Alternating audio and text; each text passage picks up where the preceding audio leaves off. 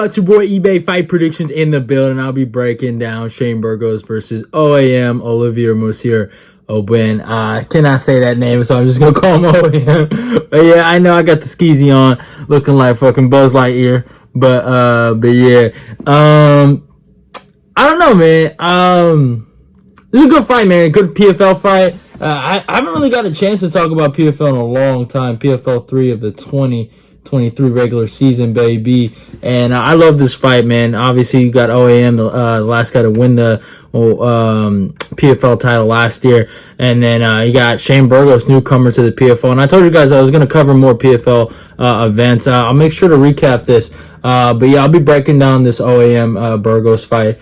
Obviously, Burgos' debut in the PFL. We've seen a lot of these debuts for UFC fighters going into the PFL do not end well for them, for some odd reason. And do I think Burgos will suffer that same fate? I don't know.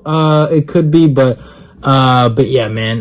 But OAM had a really good Cinderella story going to the PFL. I feel like kind of winning that title, almost cementing the fact that, the guy wasn't the greatest UFC fighter. He was ranked, but kind of got kicked out after losing to Hernandez, Arman Sarukian, Gilbert Burns, a murderer's row of good fighters, no shame into losing Hernandez, even though he's coming off a win recently, hasn't been on the best run lately. But for this matchup, I don't know, man. Like, honestly,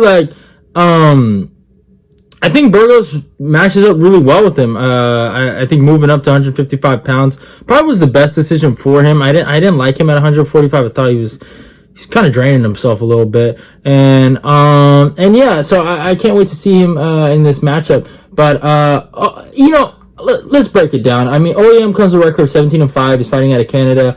34 years old. I had a 5'9" and reached 70.5. Burgos is 15-3. He's fighting at New York, age 32. I had a 5'11" and reaches 75.5. So big reach disadvantage for OAM.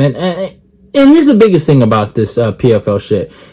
Is the fact that these guys normally have to fight 4 times a year. That's a big factor going into this matchup. And for me, I mean, Burgos is just is a crash dummy kind of fighter. I mean, he brings the violence, and yeah, I know he didn't bring the violence in his last fight, but I think against a guy like OAM, I think he will. And OAM, I mean, coming off a knockout himself, I mean, is going to be ready to bring the fireworks. So it's going to be a really competitive fight, but I just think the length of Burgos is going to be a problem. Now, obviously, OAM has fought some really good guys, the Canadian gangster, and he's fought some legit guys. I mean, I'll never forget when I saw him fight at knockout Evan Dunham. I was like, wow, this kid's something special. But, he's coming off wins over Stevie Ray, Alex Martinez, Natan Schultz, some good fucking Daryl Horcher, some good, decent guys. His last loss is to Arman Sarukian, Gilbert Burns, and Hernandez.